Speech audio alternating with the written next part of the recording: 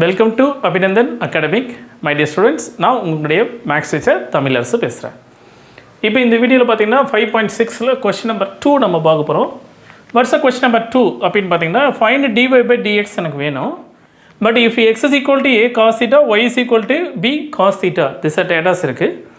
அப்போ here parametric ஃபார்மில் so அப்போ given x and y அப்படி டேட்டாஸ் எடுத்துக்கிட்டோன்னா இப்போ என்ன ஃபார்ம் பண்ணுறேன்னா dx by d theta கண்டுபிடிக்கிறேன். Differentiation with respect to theta பொறுத்து டிஃபரன்ஷியேட் பண்ணுறேன்.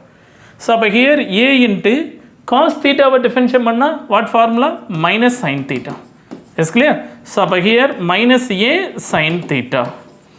கிளியர்னா? Next dy by d theta form பண்ணலாமா? That is b is equal to cos தீட்டாவை டிஃபரன்ஷியேட் பண்ணுங்கள் மைனஸ் சைன் தீட்டா. கிளியர்னா? that is equal to minus b sin theta. clear now? So அப்போ here இதில் நமக்கு என்ன தேவைன்னா dy by dx வேணும்.